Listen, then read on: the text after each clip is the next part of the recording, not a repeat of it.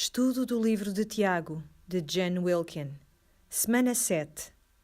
A fé genuína escolhe as palavras com cuidado. Na semana passada falámos sobre como a fé genuína produz os frutos das boas obras. Quando dizemos que temos fé, também tem de haver as obras que acompanham essa fé e que atestam quanto a essa fé. Por isso, eu quero que vocês se lembrem de um termo que vamos utilizar no estudo de hoje, ou de que eu quero falar no estudo de hoje, que é o ateísmo praticante. Se um ateu não crê que existe Deus, vive de acordo com essa crença. Então, um ateu praticante é alguém que, de facto, pratica aquilo em que acredita, o ateísmo. E isto pode existir na igreja, este tipo de pessoa, alguém que professa que Deus existe, mas que vive como se Deus não existisse.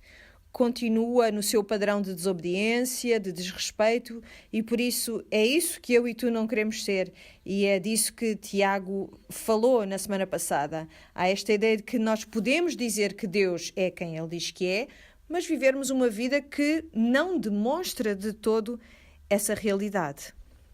A verdade dessa afirmação.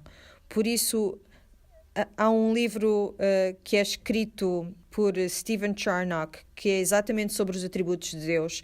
E o seu autor tem palavras muito duras sobre aqueles que são ateus praticantes. Diz ele assim: os homens podem ter corações ateus, mas sem cabeças ateias. O tolo diz no seu coração: não há Deus.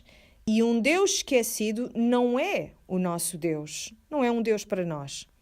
Se nós não cremos firmemente que existe um Deus, então nunca lhe poderemos trazer um louvor constante.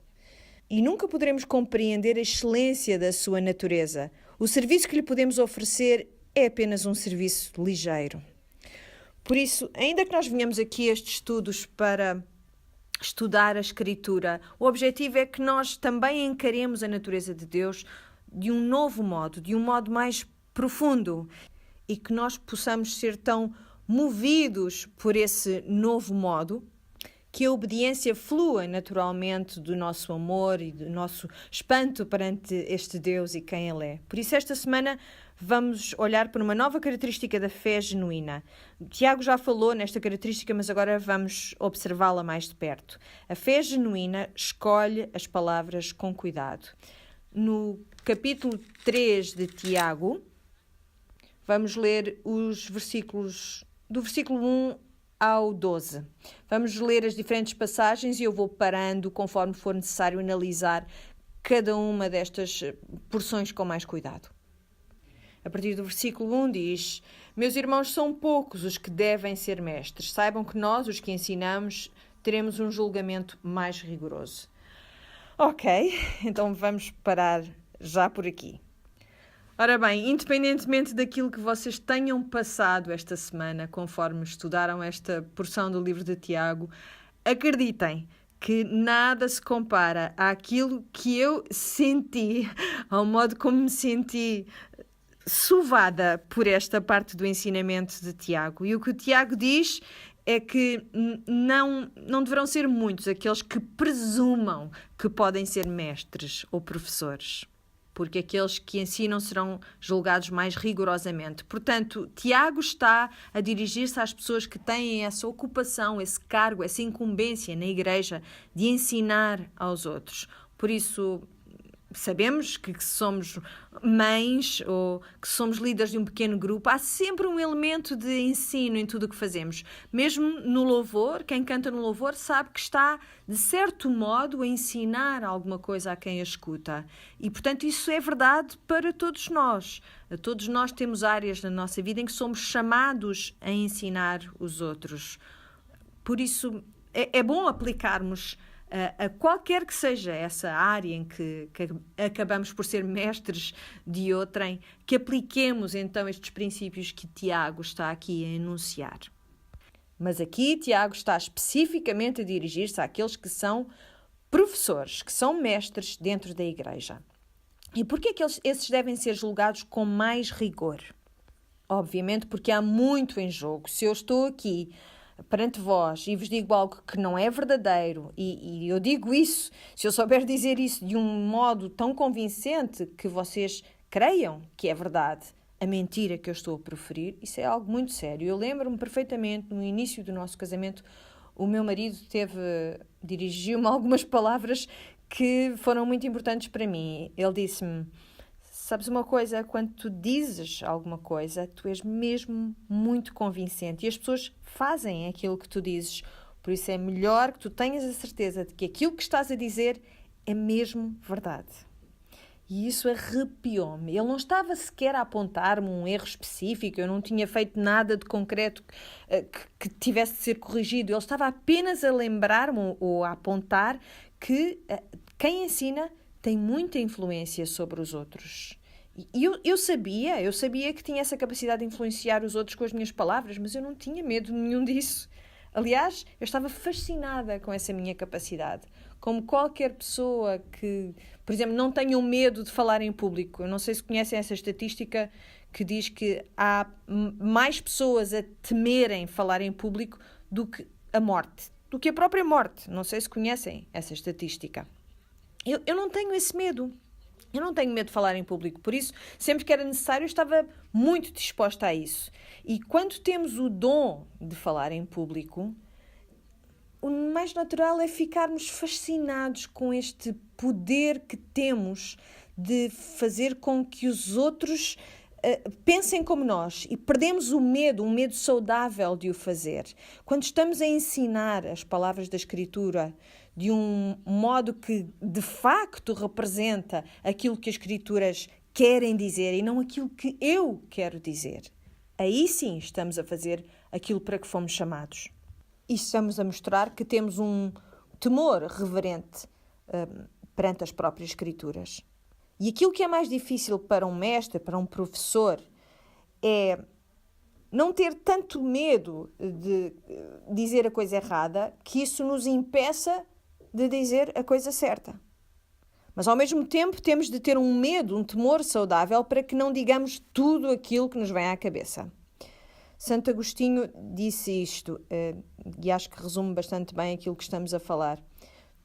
Tu és o meu Deus, a minha vida e o meu deleite.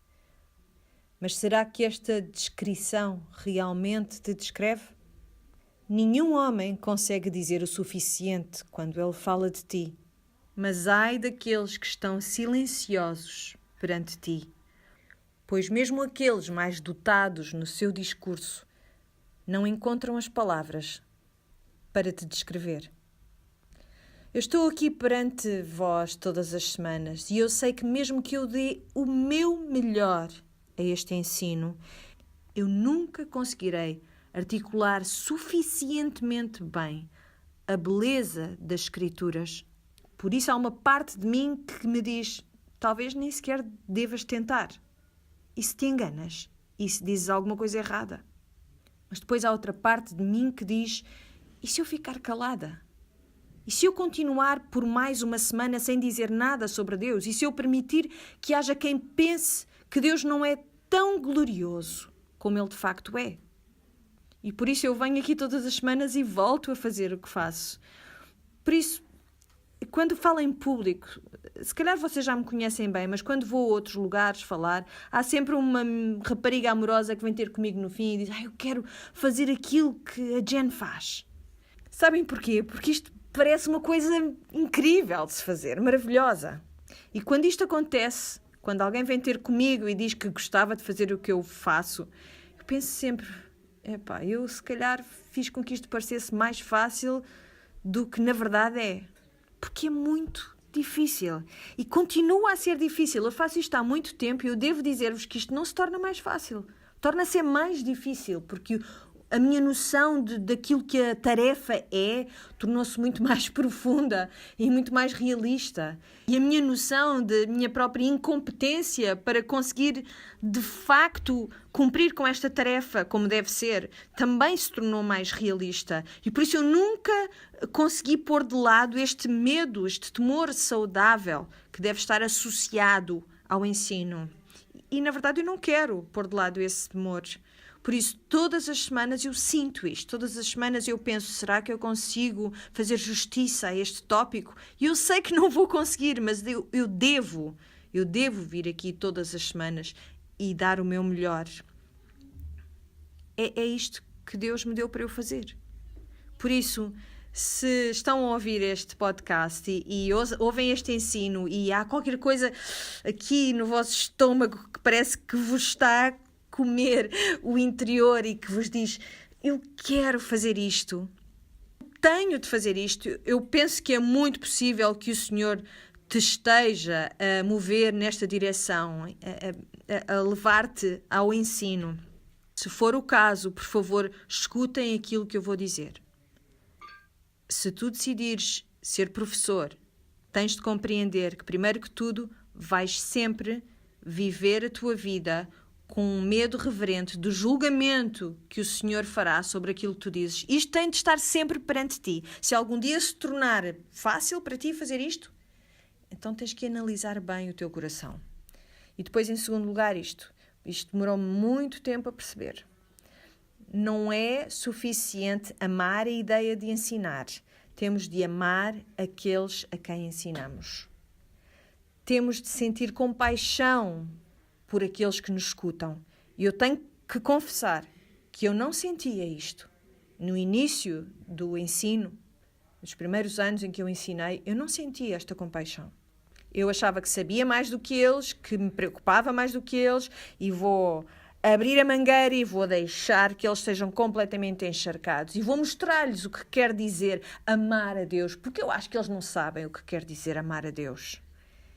E foi assim, com esta atitude, que eu entrei no ensino e demorei muito tempo. Foi preciso conhecer as histórias por trás das caras para quem eu estava a olhar. É por isso que estar aqui perante vós é muito importante para mim. Porque vocês são caras e são vidas e são experiências e são dificuldades e são vitórias e são pessoas que eu acabo por conhecer. E eu tenho de ter esta ligação convosco, senão o meu ensino acaba por ser eu a falar para um vazio. Armada em esperta. Por isso aquilo que tu tens de compreender é que se sentes este mexer no teu coração, este desejo de ensinar e acreditas que tens essa possibilidade, por favor, lembra-te que tens de caminhar sempre com temor e tens de caminhar também sempre com compaixão perante aqueles que estás a ensinar. Nós não temos nada que ensinar àqueles por quem não temos empatia. Nós temos de amar as pessoas a quem ensinamos.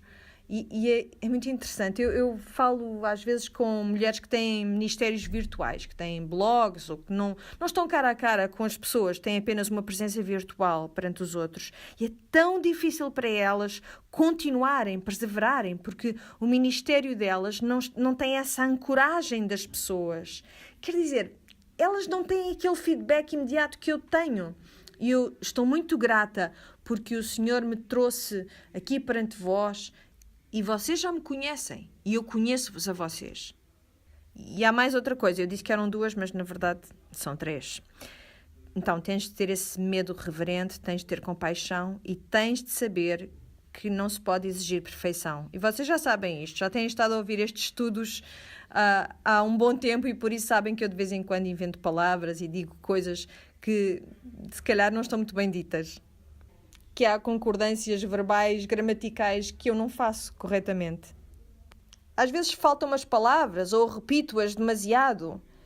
Às vezes o que eu queria era poder editar muito melhor este podcast para que tudo estivesse perfeitinho e como deve ser.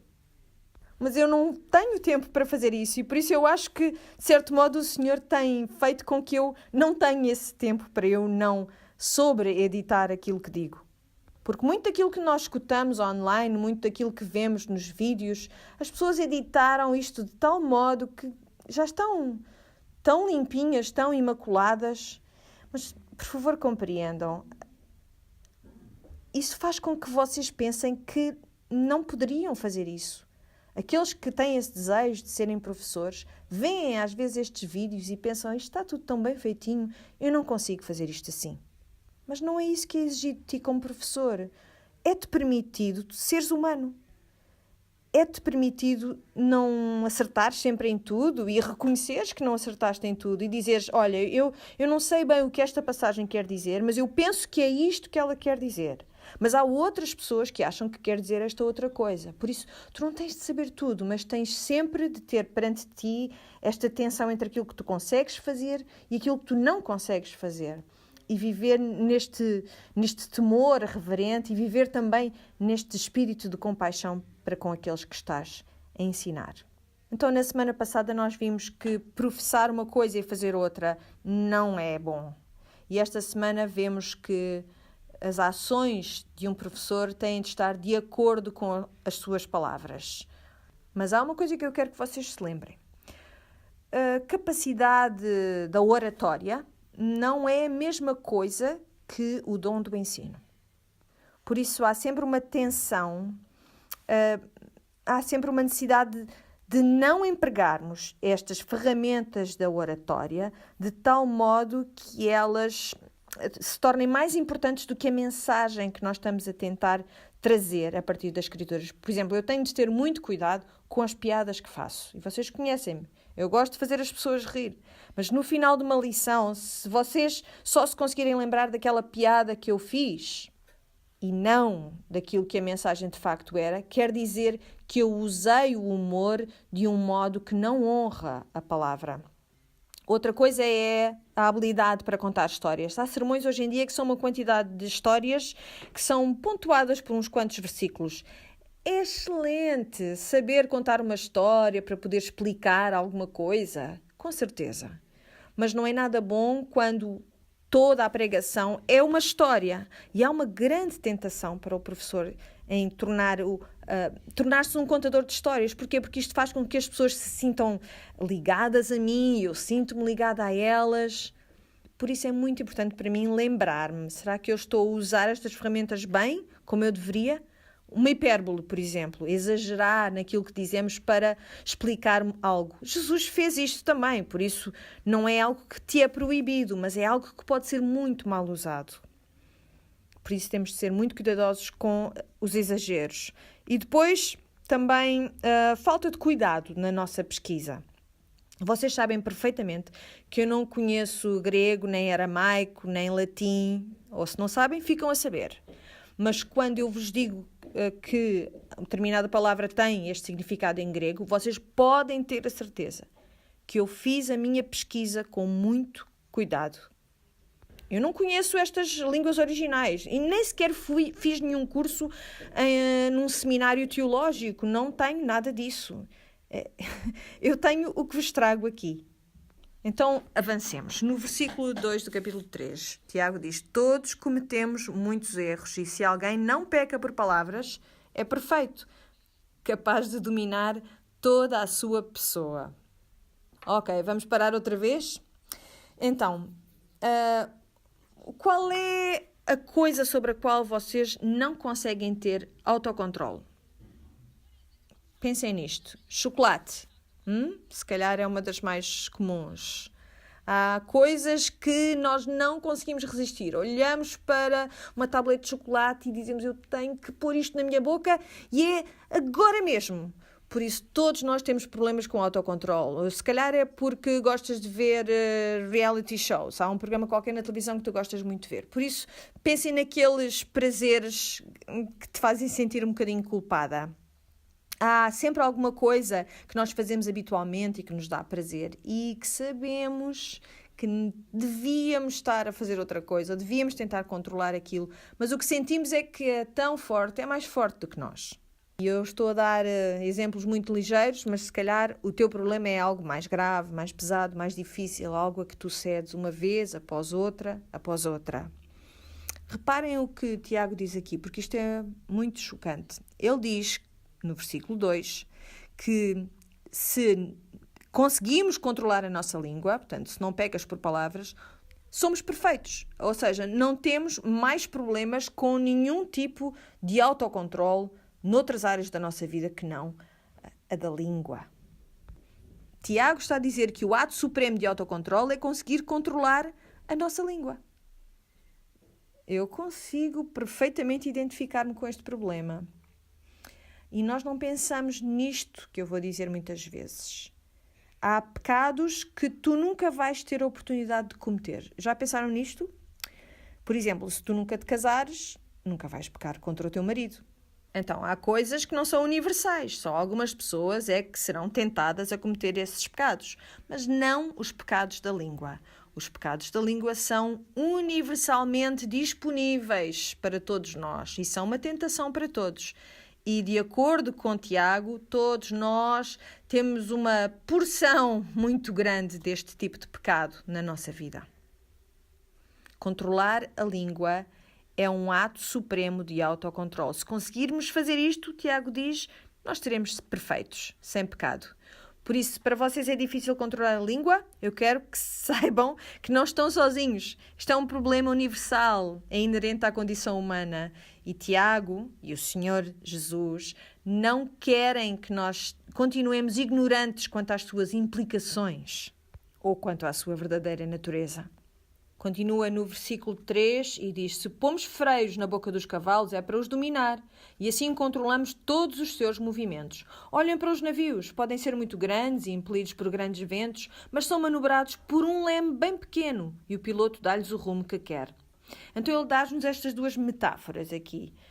O freio na boca dos cavalos e o leme que controla um barco. E qual é a relação que ele está aqui a mostrar?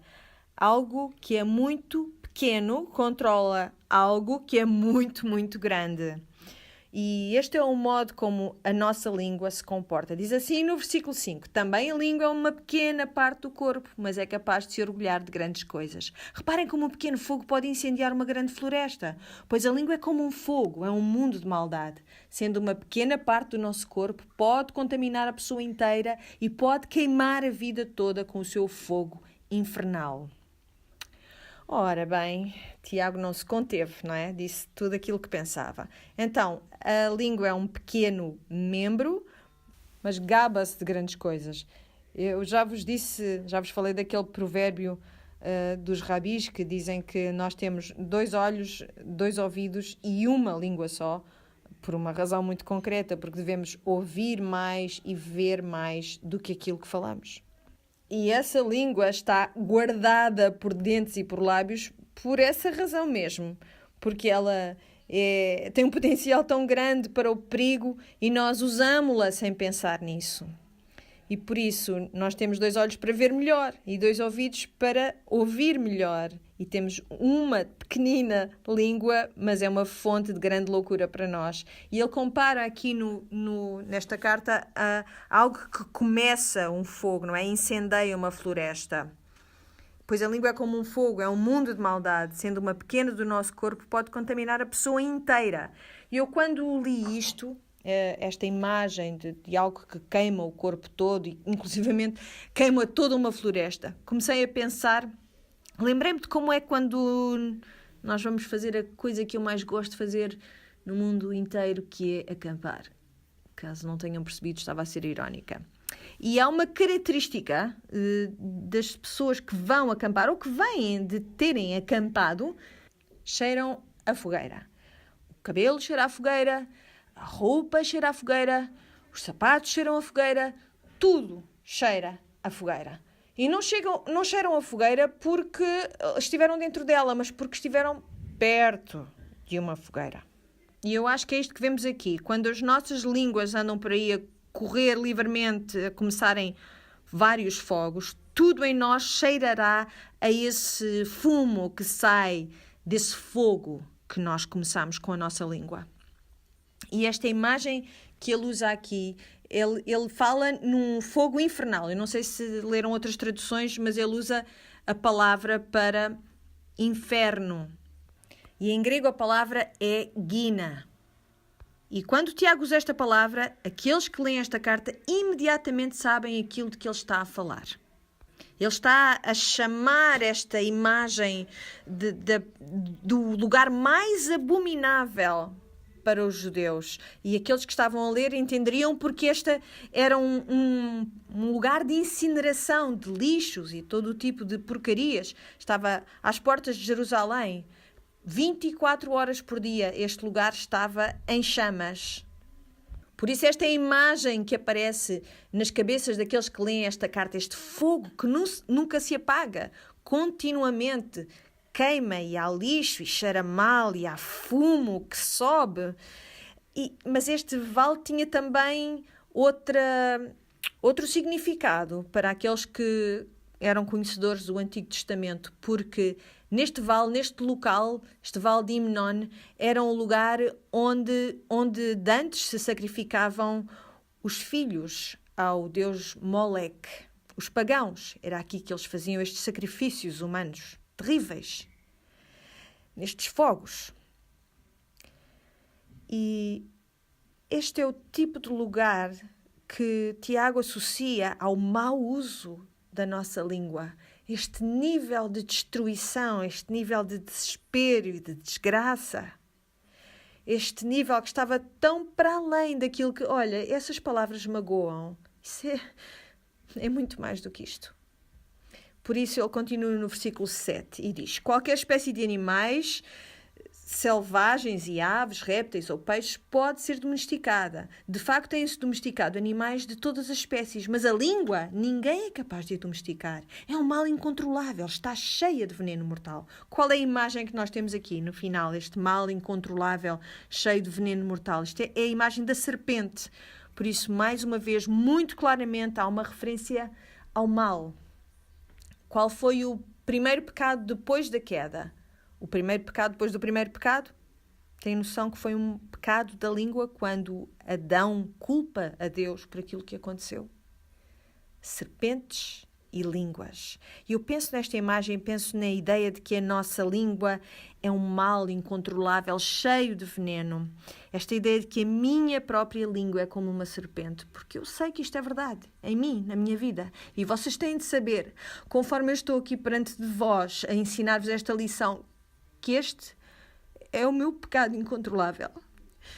Que muitas vezes tem sido o caso das pessoas que têm o dom da oratória, são também capazes de fazer muito mal aos outros com o seu discurso. Por isso, se vocês conhecessem a minha história pessoal, se fossem um membro da nossa família, saberiam que desde a minha infância eu tenho uma língua muito afiada. E só nos anos mais recentes esta língua aprendeu a tornar-se mais macia e mais quieta. E por isso, na minha família e no meu círculo de amizades, há aqueles que carregam as feridas e as cicatrizes das palavras que eu lhes falei no passado. E essas palavras estão escritas no meu coração. Em criança, eu escrevi uma carta muito dura à minha prima, e porque ela estava zangada com a pessoa de quem a carta falava. Ela, que era o padrasto dela, ela deixou-a num sítio onde ele poderia encontrá-la. E vocês sabem que o meu tio, até este dia, continua a sentir-se magoado com esta carta escrita por uma jovenzinha, que hoje em dia é uma mulher de 45 anos.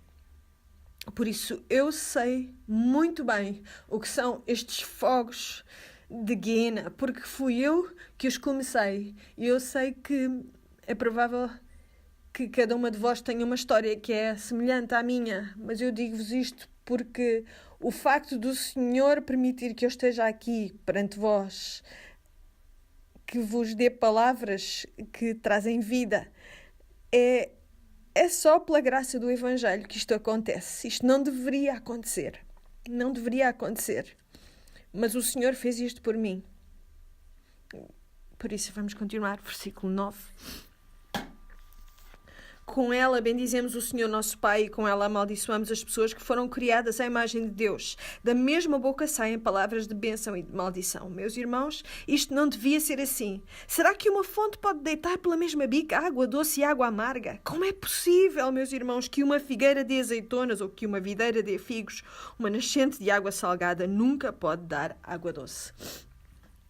Então ele aqui está a tentar apelar à nossa lógica e dizer como é possível que tu sejas duas coisas ao mesmo tempo? Como é que nós podemos trazer vida com as nossas palavras e trazer morte com as nossas palavras? Isto não devia ser assim. E aqui ele está a falar desta duplicidade, mais uma vez. Lembram-se, no capítulo 1 ele falou do homem de mente dobre. E no capítulo 2 falou daqueles que trazem favor ou dos que trazem favoritismo.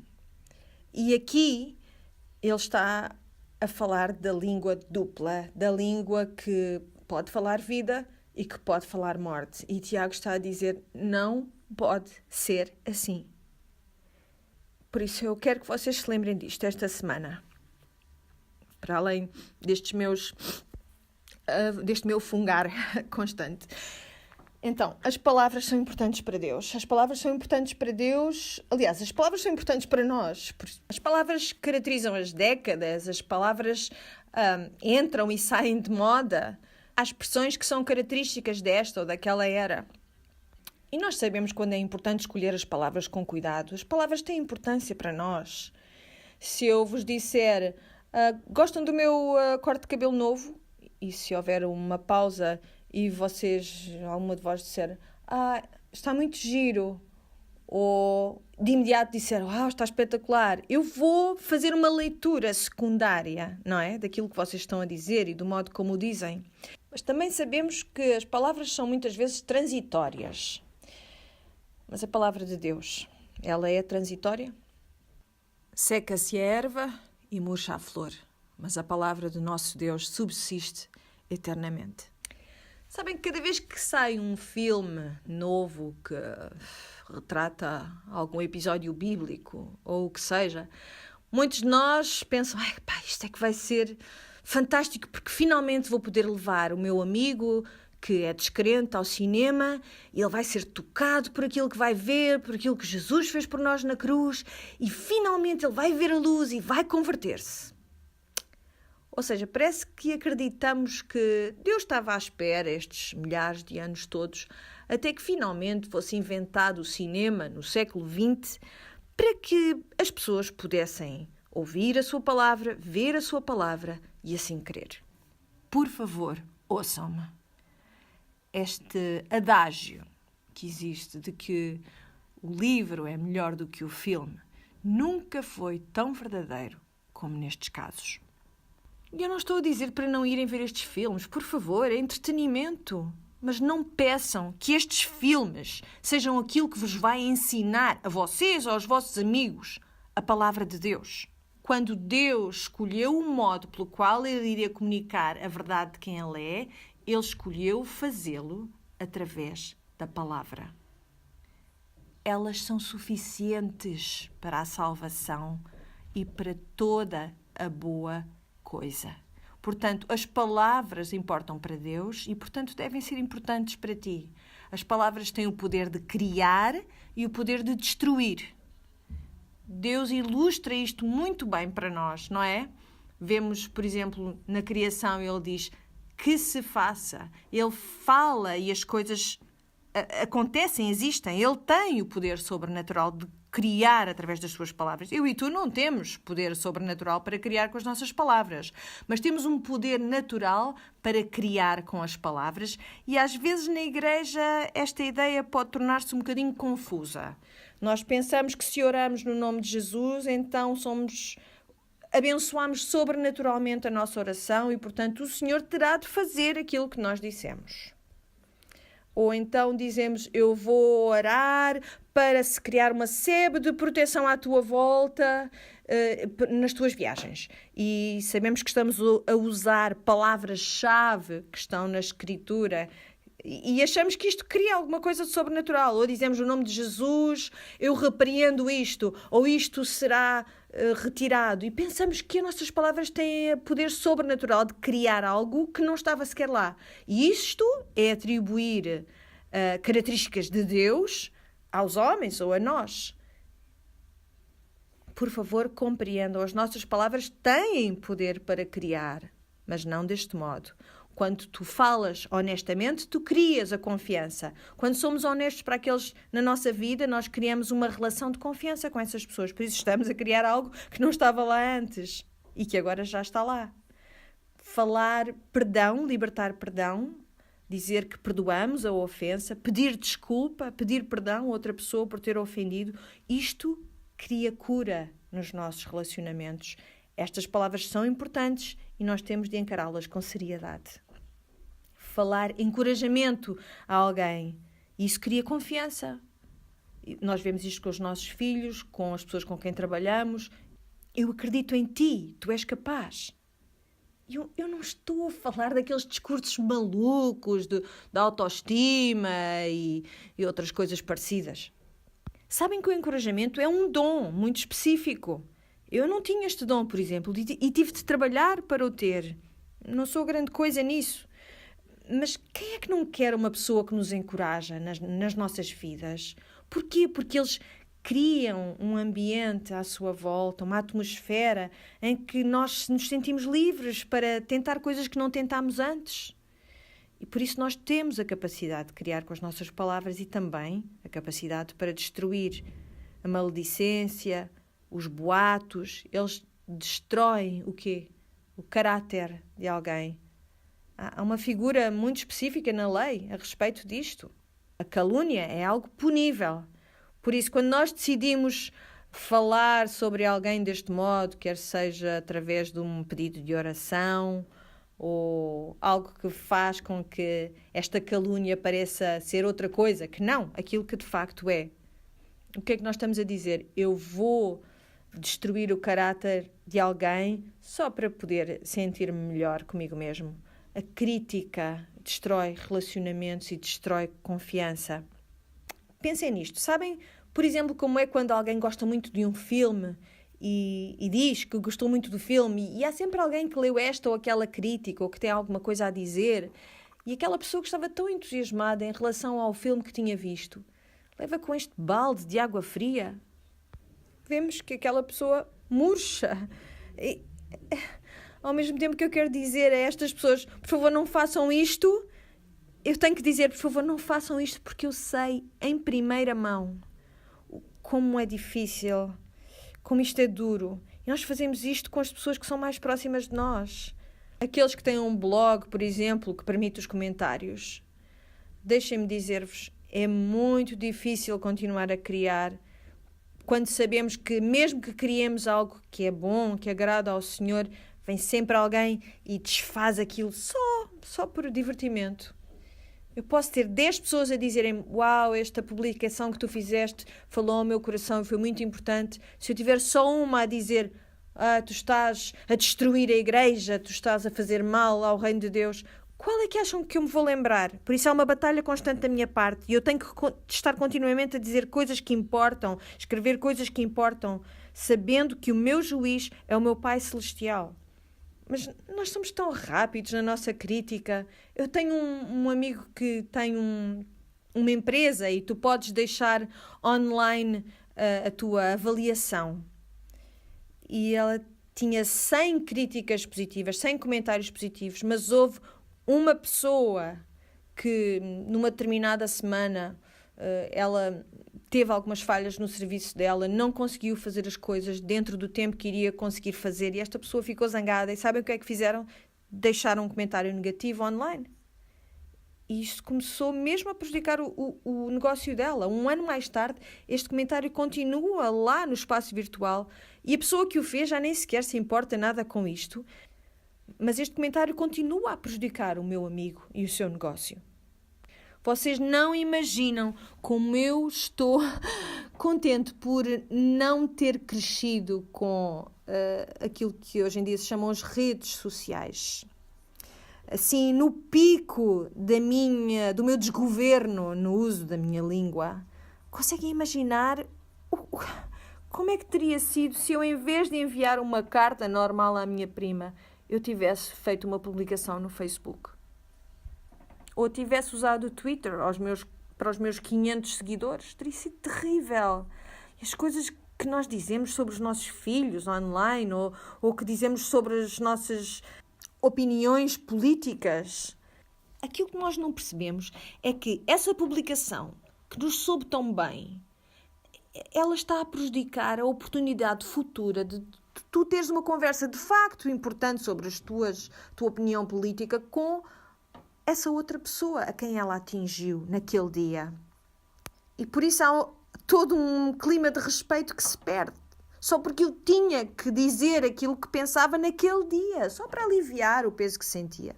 A comunicação face a face é sempre tão melhor para essas conversas que sabemos que vão ser difíceis E a vossa frustração que vos faz publicar estas coisas, isto dura-vos muito? É assim tão importante? Eu lembro perfeitamente, quando eu me casei, eu estava muito frustrada com alguma coisa que o meu marido tinha feito. E por isso, o que é que eu fiz? Liguei para a minha mãe e falei tudo aquilo que quis falar sobre o assunto. 2 anos mais tarde aconteceu uma outra coisa e a minha mãe saiu-se com esta. Mas tu sabes que ele é mesmo assim. E eu disse, mas porquê é que tu haverias de dizer isto? E ela diz, então não te lembras? Não te lembras daquilo que tu me disseste há 2 anos atrás? Não é culpa da minha mãe ela lembrar-se disto. Na minha mente, eu já tinha avançado, tinha-me esquecido disto. A minha pobre mãe continuava a pensar que esta coisa que ele tinha feito o caracterizava a ele. Eu tive que corrigir isto e dizer, mãe, foram 15 minutos que correram mal em 2 anos de casamento. Ele não é assim. Mas nós fazemos estas afirmações definitivas no meio da nossa frustração ou só porque nos apetece rir. As coisas que publicamos sobre os nossos filhos, por exemplo, coisas humilhantes, histórias de quando eles eram pequeninos, coisas que faziam quando eram imaturos e um dia mais tarde alguém se vai lembrar daquilo que eles fizeram. É uma experiência humilhante. Nós pensamos que as nossas palavras são faladas e elas desaparecem. Mas eu quero dizer-te que elas não desaparecem. A murmuração destrói a unidade. E eu não estou a falar sobre nunca levantar nenhuma questão, nem... Não, eu estou a falar sobre murmuração, sarcasmo, crítica, maledicência. O que é que tudo isto partilha em comum? Qual é o seu objetivo? É fazer-te mais elevado em relação aos outros, não é? E eu sei muito bem disto porque eu sou muito fluente nessa linguagem do sarcasmo. O sarcasmo tem sempre uma vítima. Há sempre uma vítima. Por isso, isto é o que eu tento fazer enquanto alguém que está a recuperar deste mal do sarcasmo. Eu tento passar do sarcasmo à ironia. A ironia é quando nós comparamos duas coisas e a tensão entre as duas causa humor ou causa uma perspectiva diferente sobre as coisas. A ironia não tem uma vítima, mas o sarcasmo tem. Por isso estejam conscientes. Eu gosto imenso de piadas e adoro fazer aquele tipo de humor que me faz parecer ainda pior do que aquilo que eu sou. Eu adoro rir.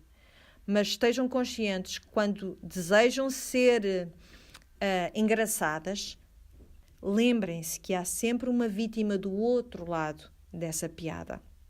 Em particular se esta vítima for uma criança, porque no que diz respeito a falar com as crianças, há uma estatística qualquer que diz que 80% da população nem sequer entende o sarcasmo, por isso é como se eu estivesse a falar chinês, se eu sou sarcástica com alguém. A maior parte das pessoas, na minha vida, pelo visto, não entenderam o meu sarcasmo. E sabem quem é que não entende mesmo o sarcasmo? A criança. É uma competência que se aprende, é algo que se vai aprendendo. Mas se meu filho for aprender isto, eu não quero que ele aprenda de mim, ele que aprenda isto na escola, noutro lugar qualquer. Ele em casa, ele só deve ter o tipo de discurso que é edificante e que é seguro para ele. Um discurso que cria comunidade, que cria confiança, um lugar em que sabemos que podemos dizer aquilo que pensamos e sentimos-nos seguros com isso. As palavras têm o poder de criar ou de destruir. Por isso, temos de pensar bem nisto e mudar as coisas. Temos de mudar o nosso discurso. É melhor, se calhar, ficar calada até conseguires, de facto, saberes que aquilo que vais dizer é bem dito. Lembram-se daquele versículo? O tolo é considerado sábio quando fica calado? Sou eu. Lembram-se daquela que leva o post-it para as reuniões que diz não fales para eu me lembrar de estar calada? E as pessoas acham que eu sou inteligente porque estive calada? A única coisa que eu fiz foi evitar falar, para não dizer parvoíces. As palavras têm o poder para criar e para destruir. As palavras têm o poder para condenar e o poder para salvar. Por isso, em Mateus 12, no estudo desta semana, vimos que pelas minhas palavras serei condenada ou serei salva. Isto quer dizer que se eu praticar um bom discurso eu consigo salvar-me a mim mesma? Não. O que isto quer dizer é que a boca fala da abundância do coração. Ou seja, as nossas palavras anunciam, revelam o verdadeiro estado do nosso coração aos outros. É isso que elas fazem. só nos condenam se revelarem aquilo em nós que já foi condenado. Mas se tu tens um coração que foi transformado pelo Evangelho, pode bem ser que a água salgada ainda esteja a sair por essa fonte que deveria ser só de água doce. Mas conforme progredirmos no nosso percurso enquanto cristãos, o nosso discurso tem que se tornar mais e mais puro. E eu nem sequer falei ainda da questão dos palavrões, do calão. Quando as pessoas pensam em ter uma boca limpa, normalmente pensam em quê? Parar de dizer palavras cheias de M's e R's, não é? Mas quem dera que fosse assim tão simples. Tu consegues olhar para trás e dizer, eu já fui assim, mas pela graça de Deus não sou tanto como já fui. Eu estou a aprender, estou a tentar ser uma boa aprendiz destes pecados da língua. Estou a aprender a odiar estes pecados, a odiar mais do que eu adoro a satisfação de uma discussão em que eu dominei. Estou a aprender a odiar essa ideia de que quero sequer dominar, para começar. E eu já não sou aquela que já fui. As palavras têm o poder de condenar e o poder de salvar. Não há palavras mais poderosas do que as próprias palavras do Evangelho. Por isso é que nós sabemos que isto é importante para nós. O nosso discurso tem de estar em linha com aquilo que o Senhor quer dizer. Como filhos de Deus, eu e tu, é-nos confiada a palavra mais importante que alguma vez poderia ser falada. Por que é que nós iríamos dar-nos ao luxo de termos um padrão de discurso que de algum modo poderia nublar esta mensagem de que Deus morreu pelos meus pecados, que Ele foi ressuscitado dos mortos e está sentado à direita do Pai no trono? Arrepende-te. Nada daquilo que digamos é mais importante do que isto. Por isso, nós temos de ser cuidadosas, articularmos bem o Evangelho, falarmos como se as nossas palavras estivessem sempre a ser escritas. Como é que tu falarias se soubesses que alguém está a tomar nota? Olhem que muitas vezes elas são, de facto, escritas. Achas que quando apagas aquilo do Facebook já desapareceu? Não, na verdade, isso nunca desaparece. Mas isso tudo aquilo que tu dissesses, o dissesses com a noção de que pode estar a ser escrito. Como é que isso mudaria a maneira como tu falas? Temos de reconhecer que as palavras são um produto do nosso coração. São um produto do coração. Por isso, vamos pensar nestas palavras que são palavras-chave. Menos é mais quando falas com outros. Mas quando falas com Deus, talvez mais seja mais. Deveríamos falar menos com os outros e mais com Deus. E o nosso discurso seria mais em linha com aquilo que deveria estar. E a outra coisa é pensar antes de falar. É muito simples. E tudo isto está ligado aos provérbios de que falámos no estudo desta semana. É também aquilo que Tiago mencionou quando disse que deveríamos ser lentos a falar e rápidos a ouvir. Tudo isto tem a ver com nos obrigarmos a pensar antes de nos permitirmos essa satisfaçãozinha de dizer aquilo que nos apetece dizer. As conversas difíceis têm que ser reservadas para a comunicação face a face, difíceis ou importantes. Conhece as limitações do meio pelo qual tu estás a comunicar. Basicamente é isto. Não mandes uma mensagem por texto ao teu namorado a dizer que vais terminar o namoro com ele, certo? Isto tu sabes. Nunca faríamos isto, certo? Por isso, há certas coisas que podem ser ditas por e-mail ou por uma mensagem de texto. Eu estava a partilhar com outras pessoas sobre o facto ou a possibilidade desta mensagem atingir os homens do mesmo modo que atinge as mulheres. E as pessoas com quem eu falei sobre isto disseram não é possível. Não. Porque, honestamente, se olharmos para a estatística, eu acho que os homens, ao longo de todas as suas vidas, eu estou a generalizar, ok? Mas um homem, ao longo de toda a sua vida, diz bem menos palavras do que uma mulher. Por isso, por uns momentos, este pensamento deprimiu-me um bocado. Pensei, bem, então Tiago só está a dirigir este discurso às mulheres. Depois pensei um bocado mais sobre isto e cheguei a esta conclusão. Eu creio que os homens compreendem melhor do que as mulheres que há palavras que não devem ser faladas. Muitas vezes as palavras que não dizemos são aquelas que devem ser ditas. Por isso, quer tu sejas uma pessoa que fala demais, ou uma pessoa que não fala o suficiente, ou num relacionamento a tua tendência é falar muito e noutro relacionamento a tua tendência é conter-te demasiado, então pede ao Pai que te leve a um lugar em que tu fales a quantidade correta de palavras e do modo correto. Porque há outra recomendação muito importante, que é dizer as palavras certas do modo certo, não é? Por exemplo, querido, calça os teus sapatos. Ou, querido, calça os teus sapatos. É completamente diferente, não é? Por isso há muito que nós temos de pensar esta semana em relação a estes pecados da língua.